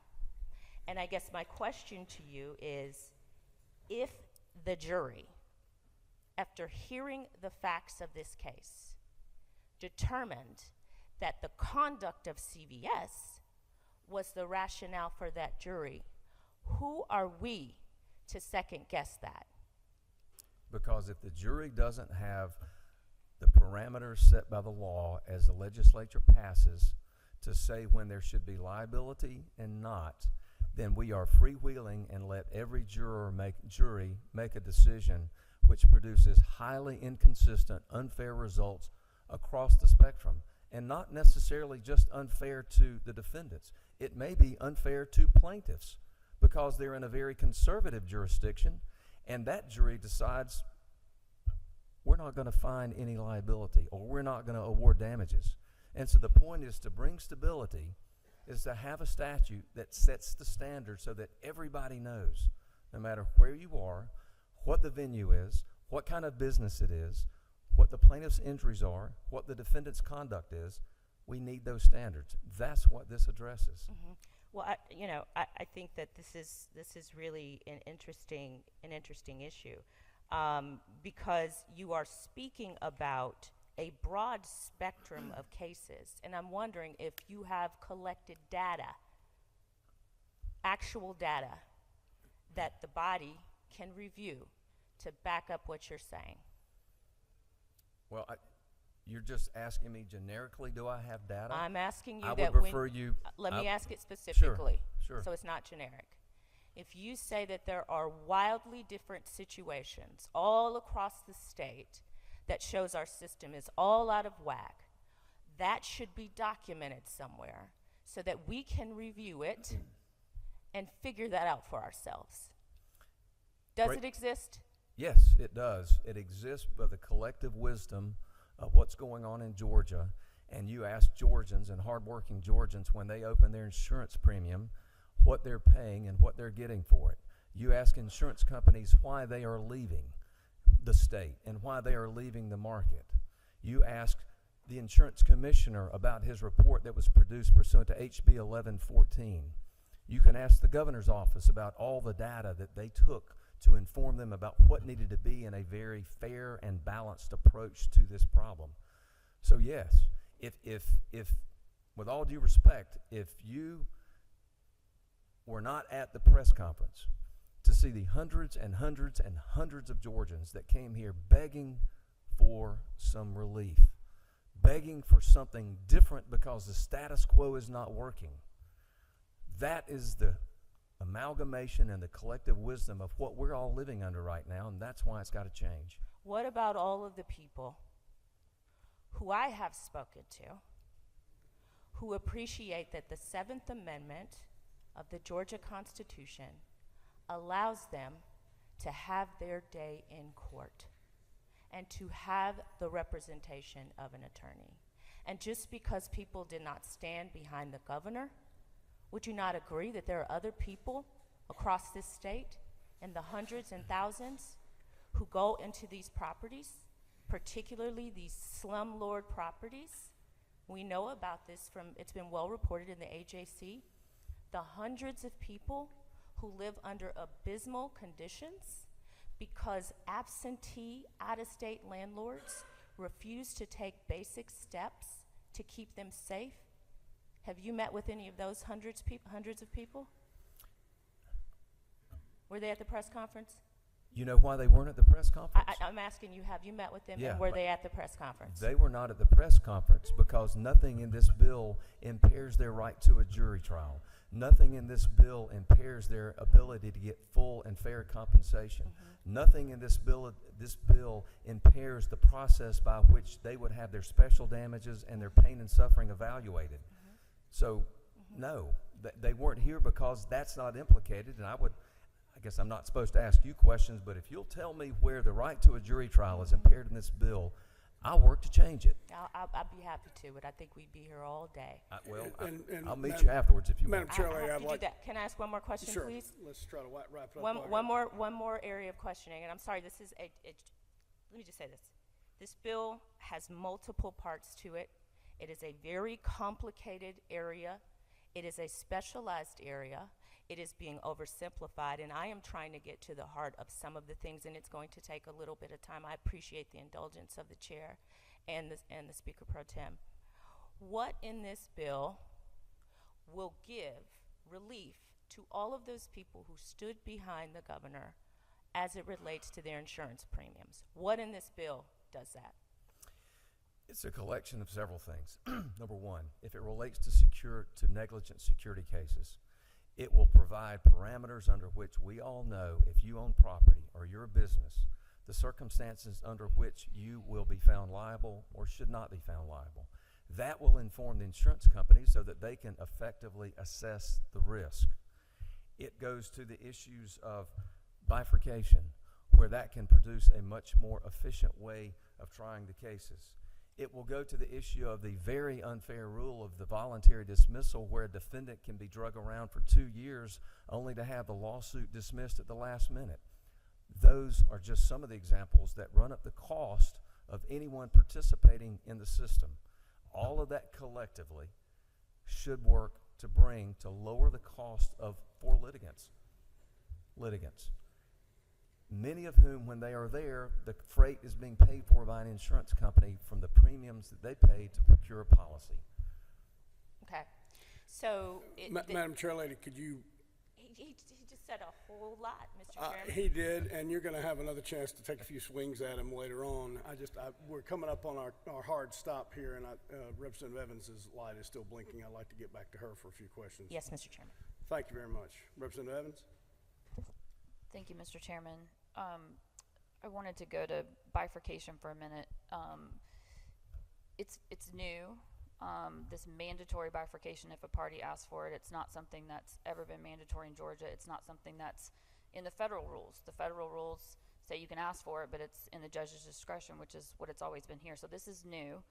I've talked to a number of judges that have expressed concern about the way this is going to lengthen trials, not to mention, concerns that I have that you're asking a victim who's injured to come in and have to testify at least twice if liability is found.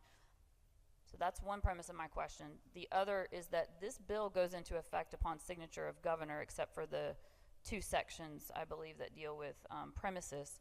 And so you could insert a huge amount of new procedure into cases that are currently moving. So the combination of the new bifurcation issue that will lead to multiple trials with the same jury, I think you said, and the length that will add, plus throwing this new procedure in the middle of cases. Have you spent time, or was there any information that you gleaned from any of the testimony in the Senate about how practically and logistically this is going to shake out, and whether judges have they expressed any concern about that, or could you just talk about that a little bit? Sure, I'm happy to. A good and fair question. Number one, this doesn't inject something that upsets the procedural process, because I think that the request for bifurcation can be made up until the entry at the time, I think, of the pretrial order, I think is the timing of when that can be done. Well, not a request anymore. Now it's if a party wants it, a party gets it. Well, but you request it first. But it's not really a request if you can't say no to it, right? Well, what you want to call it, a demand? I think that's more accurate. Well, but you know what? The plaintiff can do that too. Sure. The plaintiff can do it. The defendant can but do it's it. New. Anybody I can do it. really just want to know if the judges are they okay with this? Have you talked to them at all? I have, and I have had some tell me that they think it could be a very efficient mechanism to shorten the length of time for a trial. Because what your question doesn't consider is the example of a case in where the jury determines that there's not liability on this defendant, so the judge doesn't waste 2 days hearing about the injuries and the damages that the jury doesn't need to consider. It's not relevant because it's nothing they're going to pass on. It's for those that are liability, though, the ones where the jury agrees, yes, Mr. Defendant, you messed up. Those are the plaintiffs that we're going to drag through 2 trials. No, it's Right. not, no. That is absolutely a How misrepresentation. is that not? It couldn't be. That a- is it not could- to, that With all is, due respect, it couldn't be not true. If a plaintiff wins on liability, defendant is liable. Those are the plaintiffs that are going to go to round 2, not the plaintiffs where there was no liability found. True? of course, but when you talk about 2 trials, that's very misleading because it puts in the minds of people that we're going to come back to the courthouse at some other day, some other time with a different jury and a different judge.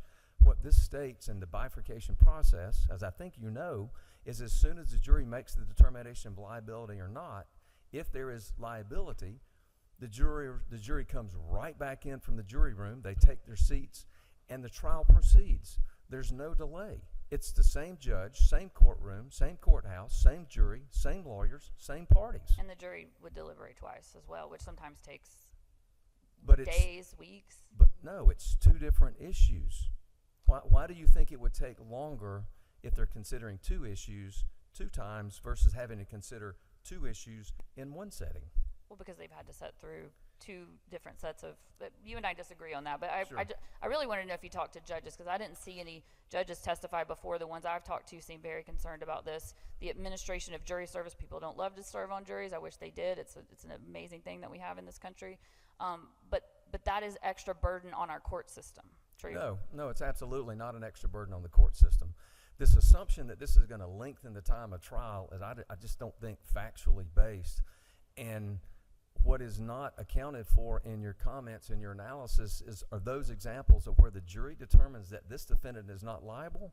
So the jury goes home on Wednesday at lunch because they're done. They don't spend Wednesday afternoon, all day Thursday, and all day Friday hearing evidence about damages and injuries that are irrelevant because that's not for something for them to hear. I like that.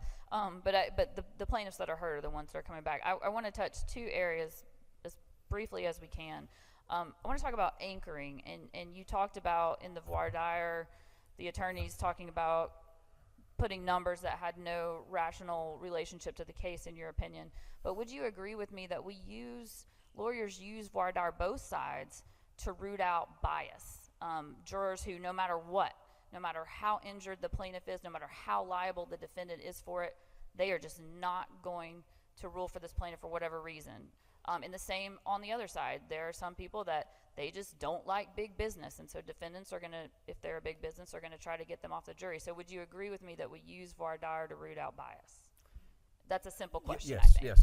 Yes, that is one of the purposes, yes. And there I agree are with that. some jurors, individuals, who are just biased against large verdicts. And I don't use large and excessive as interchangeable, because sometimes the actual damages, I think you would agree with me, are big.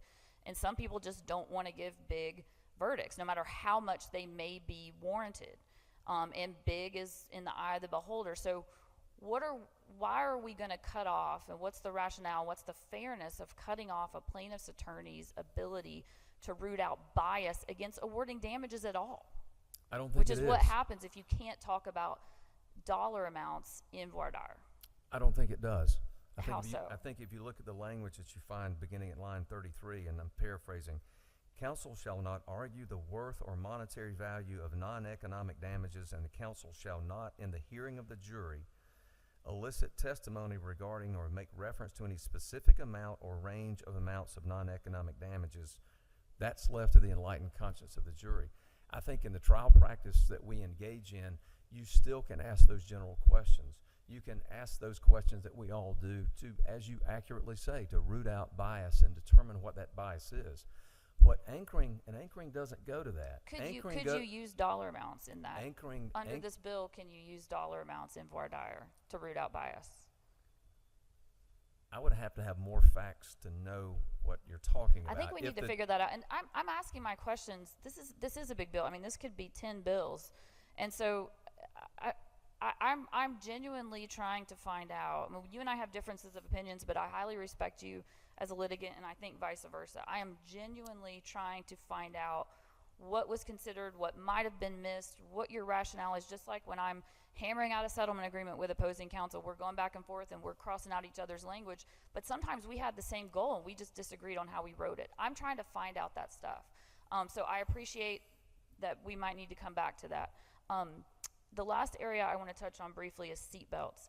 would you agree with me that we want? And Representative Williams has one other question he wants to ask too, and I kind of need to get out of the room soon. Well, wrap that up quickly. I was the only person who had to stop in the middle of my questioning, and I don't think Mr. Representative Williams will mind if I finish my question before he does his. Thank And you, I don't sir. object you for the question either. I've been timing it, and I've tried to give you plenty of time to ask questions, and I respect you as well. But we do have some limitations on the amount of time we have in And here. this is my last area, and with respect, I am an active courtroom litigator, active, as are a couple of members of this committee, but I think we would all agree, not most of us. So I am going to have more questions, because I have a lot more practical, personal experience with some of these issues that I think is important. And I'm happy to entertain them. I just can't entertain them Yeah. in the next hour. Well, I'm not trying to take an hour. I think I was very clear. I have one more area, seatbelts. Mr. Pro Tem, do you agree with me that we don't want any evidence related to seatbelts or anything else if it's not relevant to the issues before the jury? I think I would generally agree with that. I think that's one of the gatekeeping mechanisms of the judge as he or she determines what's relevant or not based on the objections that counsel may be making. So with that proviso, yes, I would agree with you. So I'm curious, and I thought that would be true. The way it's currently written, this may not have been on purpose, but currently in Section 5, if you look at lines 150 and 151, we are saying that seatbelt evidence may be admissible, and we list out admissible on issues of negligence, comparative negligence, causation, assumption of risk, apportionment of fault. Those may be things that I could get behind, but then we have, or for any other purpose.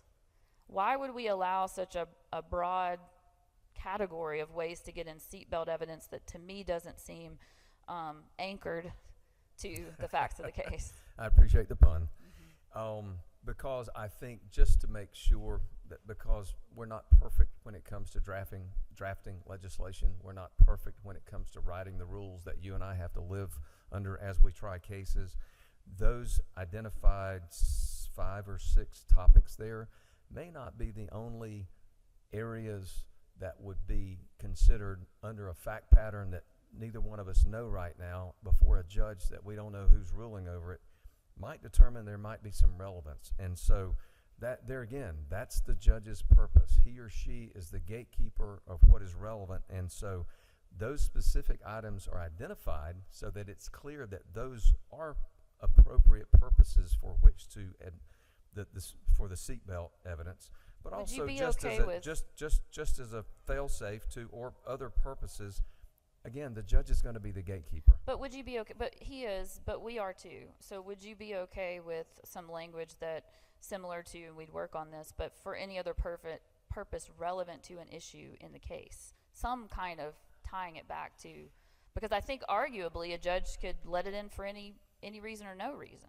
I don't think so, because we're talking about evidence, and relevance is the hurdle that the judge analyzes every piece of evidence before it goes to the jury. If it's not relevant, it never goes to the jury. Again, that's the That's your gatekeeping. intent, and maybe we just need to No, it's not the write intent. That's the way judges do their job. I just disagree that that's how this section is written. Thank you, Mr. Thank Pro you. Tem. Thank Yes, you, ma'am. Chairman. Thank you.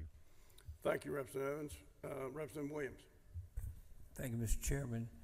And thank you, Senator, and thank my colleagues. The questions and the responses have been very informative for me, and it's really helped. I have no problem with any of them. But there's one question I have that cries out for an answer, and I've heard it asked several times. And this bill gets right down to, in many instances, businesses feel that they need relief. And as a businessman most of my life, of course, that's true in many instances, but how is it that I've heard the governor say, this is the third governor, and by the grace of God, we have been the #1 state to do business for 11 consecutive years. I've been on the Development Authority of Liberty County for 24 years, and a year as chairman that I'm in now. I have never had a business turn us down because of insurance.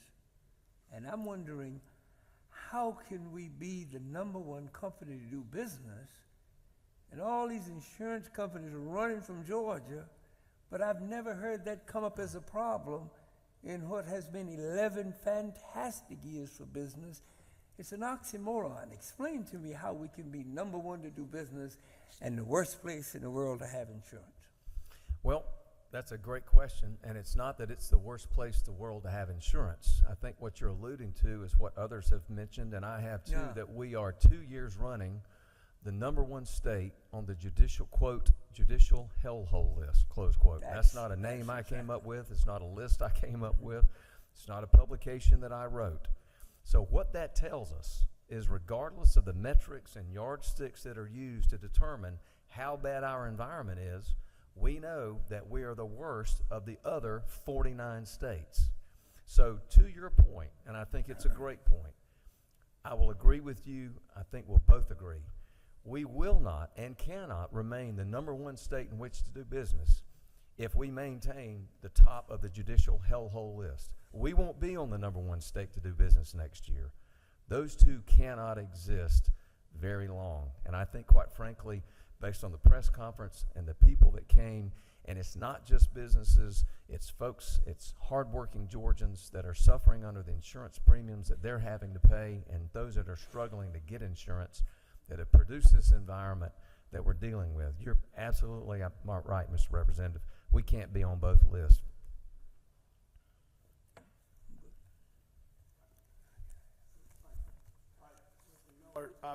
I'm at 5:30 and I need to go ahead and close this out. I don't know if you have intentionally pressed your button. I didn't know it was 5:30. I thought you had an hour. I'm sorry. No, I think, well, it's actually about 5:40, but so we've gone about 2 hours. Again, we're gonna have time to ask the questions you like to ask. We just can't do them right this minute. It's kind of like the old saying, I want to go to heaven, I just don't want to go right now. So we'll have some more time. Senator Kennedy, we sure appreciate your time. Appreciate everybody's attendance here today. I will hopefully be getting some notices out tomorrow of some additional meetings next week. And Senator Kennedy, we intend to become really close personal friends with you over the next week or so. Thank you, Mr. Chairman, and I appreciate the members of the committee and the questions that were asked. I really do. Thank you. Thank you. Yes. Thank you very much, everybody. Yes, sir.